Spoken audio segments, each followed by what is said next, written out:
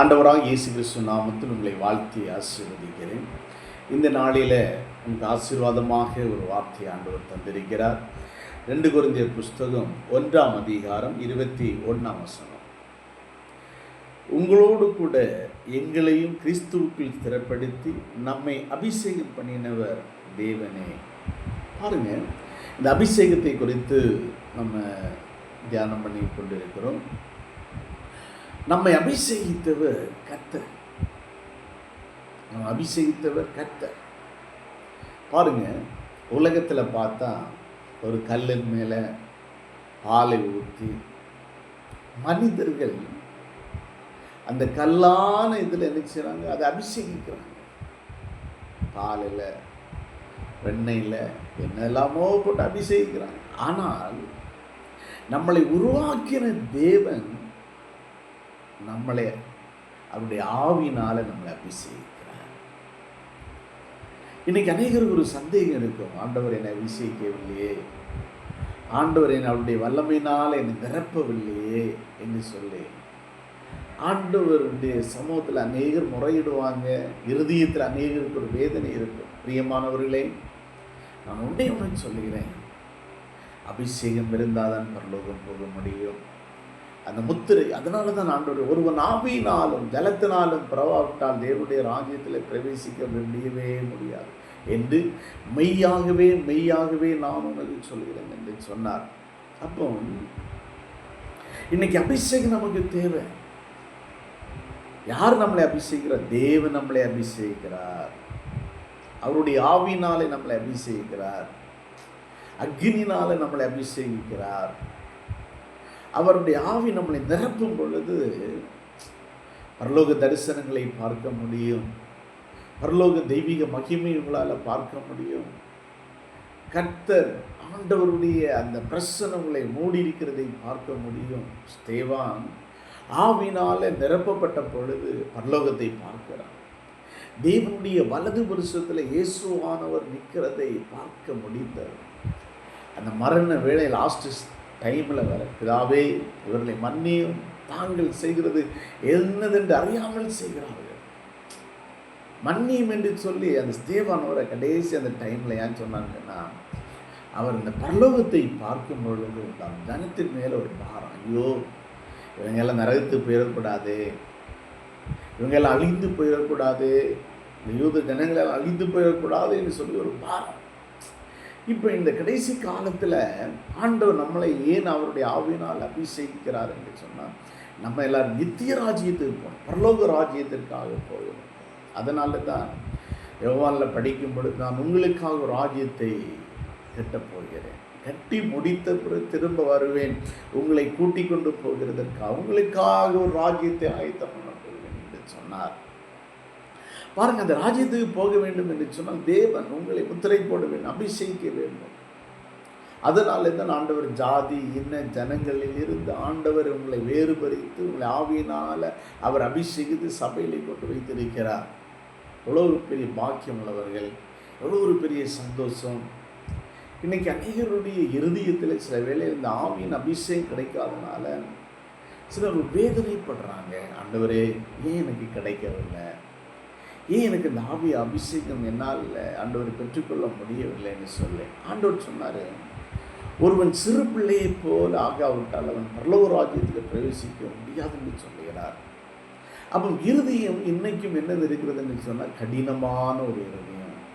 இருதயத்தில் வைராக்கியங்கள், இருதயத்தில் எரிச்சல்கள், இருதயத்தில் பொறாமைகள், இருதயத்தில் பெருமைகள், இதெல்லாம் அந்த தேவனுடைய ஆவியானவர் உங்களோடு அவர் வாசம் பண்ணுகிறதற்கு அது தடையாக இருக்கும். பெருமை உள்ளவனுக்கு ஆண்டவர் எதிர்த்து நிற்கிறாராம். ஒரு நாள் ஒரு அம்மா அழுகிறாங்க, ஐயோ, எனக்கு தேவ அபிஷேகம் கிடைக்கவில்லை, கர்த்தருடைய அபிஷேகத்தை என்னால் உணர முடியவில்லை, எனக்கு கிடைக்கல, ஏன் சொல்லி நான் பௌர்ணத்தில் சொன்னேன், இருதயம் ஒரு குழந்தையினுடைய இருதயத்தை போல மாறும் பொழுது தாகத்தோடு கேட்டால் நிச்சயம் கிடைக்கும் என்று சொன்னேன். பாருங்க, அவங்களுக்கு அந்த அனுபவத்தில் அவங்களால வர முடியவில்லை.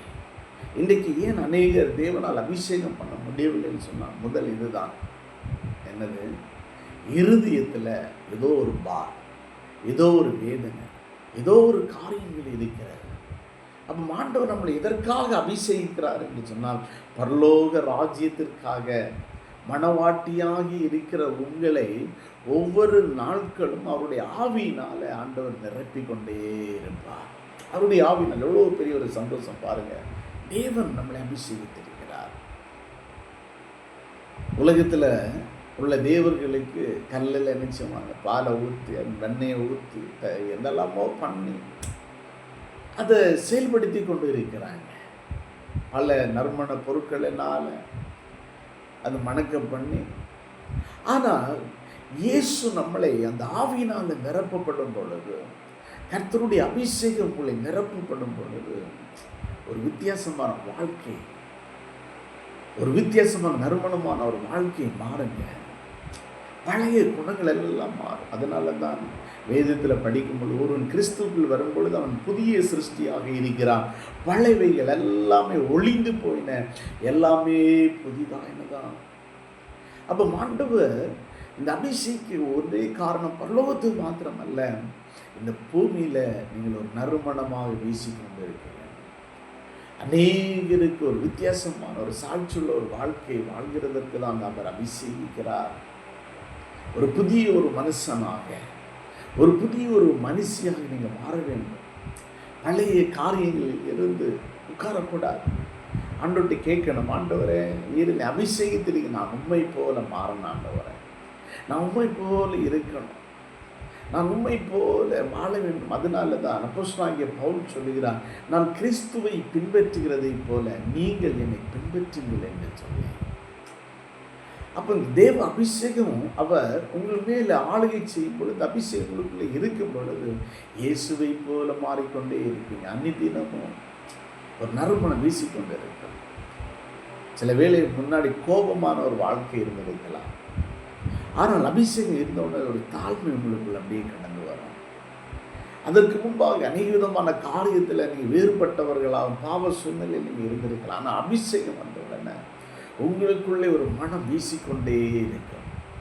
அது அநேகர் ஆச்சரியப்படுவாங்க, இப்படி வாழ்ந்தவன் இப்படி இவன் மாறிட்டான், உன்னுடைய வாழ்க்கை வித்தியாசமாக இருக்கிறது, உன்னுடைய ஜீவனமெல்லாம் ஏன் இப்படி ஆகிவிட்டது என்று சொல்லி உங்களை குறித்து ஆச்சரியப்படுவாங்க. ஏன் சொன்னது அபிஷேகம், தேவன் உங்களை அபிஷேகித்திருக்கிறார் ஒரு மனம் வீசுகிறதற்காக, ஒரு சாட்சியுள்ள ஒரு வாழ்க்கை வாழ்கிறதற்காக.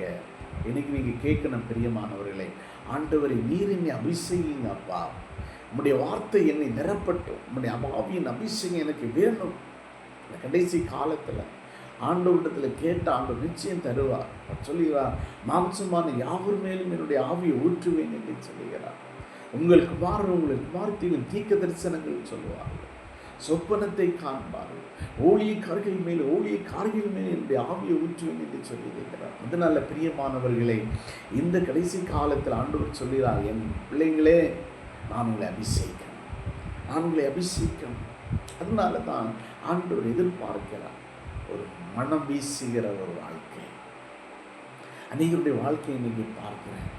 என்னன்னு சொன்னால், அபிஷேகத்தை பெற்ற பிறகு அந்த அபிஷேகத்துக்கு கனம் கொடுக்காதபடிக்கு, அந்த அபிஷேகத்தை பரிசுத்த ஆவியானவரை வேதனைப்படுத்தி துக்கப்படுத்தி அப்படியே மாறி என்ன செய்றாங்கன்னா, சபையிலே போராட்டம் பண்ணுகிறது, ஊழியக்காரர்களுக்கு விரோதமாக பேசுகிறது, ஊழியக்காரர்கள் மேலே துர்வார்த்தைகளை பேசி அவங்களை கேவலப்படுத்த நிலைமை காணப்படுகிறது. பிரியமானவர்களே, ஆண்டவர் ஏன் உங்களை அபிஷேகிக்கிறார் என்று சொன்னார், நீங்கள் ஊழியக்காரர்களை கனம் பண்ண வேண்டும், தேவனுடைய மனிதர்களை கனம் பண்ண வேண்டும்.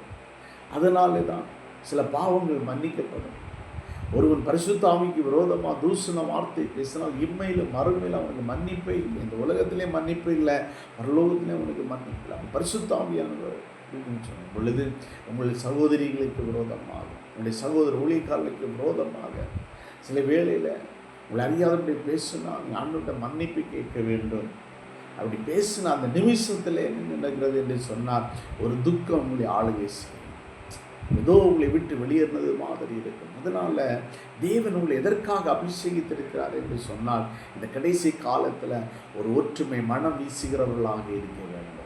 நாம் மூலம் அன்றைய பகுதி இடிக்கப்படக்கூடாது, நாம் மூலம் தேசங்கள், சபைகள், குடும்பங்கள் இடிக்கப்படக்கூடாது, கட்டுகிறவர்களாக மாற வேண்டும். அதனால தான் கர்த்தர் உங்களை அபிஷேகித்து இருக்கிறார். கண்களை மூடுவோமா? கண்களுக்காக செபிக்கிறேன். பரலோக பிதாவே, நீ துதிக்கிறோம் ஆண்டவரே. ஆவியானவரே, ஸ்தோத்திரம். பிதாவே, நீர் எங்களை அபிஷேகித்ததற்காக நன்றி ஆண்டவரே. எங்களை பரலோக ராஜ்யத்தின் மனவாட்டியாக மாற்றுவதற்காக நன்றி ஆண்டவரே. நாங்கள் ஒரு மனம் வீசுகிறவர்களாக இருக்கிறதற்காக நன்றி ஆண்டவரே. ஹல்லேலூயா. இன்றைக்கு அநேக குடும்பங்கள், அநேக சபைகள் ஹல்லேலூயா இடிக்கப்பட்ட நிலைமை காணப்படுகிறதப்பா. இதெல்லாம் மாற்றி அந்த அபிஷேகத்தினால் குடும்பங்கள் கட்டப்படட்டும் ஆண்டவரை. மனம் வீசட்டும், சாட்சியுள்ள ஒரு வாழ்க்கையை வாழட்டும் ஆண்டவரை. நீ துதிக்கிறோம் ஆண்டவரை. யாரெல்லாம் அபிஷேகம் பெற்றுக்கொள்ளவில்லையோ, உம்முடைய ஆவியின் அபிஷேகத்தினால் ஒவ்வொரு பிள்ளைகளை நிரப்பி பரலோக ராஜ்யத்தினுடைய ஹல்லேலூயா மனவாட்டி என்கிற அந்தஸ்தை கொடுங்க அப்பா. அமை துதிக்கிறோம். நான் ஒவ்வொருவரையும் ஆசீர்வதிக்கிறேன். வானத்தையும் பூமியையும் படைத்த கர்த்தரிடத்தில் இருந்து ஒரு நிறைவான நன்மைகள் ஆண்டவரை, விடுதலை, சுக பலன், ஆரோக்கியம் உண்டாகட்டும். செய்தியை கேட்ட ஒவ்வொரு பிள்ளைகளையும் ஆசீர்வதிக்கிறேன். இயேசு கிறிஸ்து ஜீவனுள்ள நல்ல தகப்பனே. ஆமென். God bless you. கர்த்தர் உங்களை ஆசீர்வதிப்பார். ஆமென். Praise the Lord.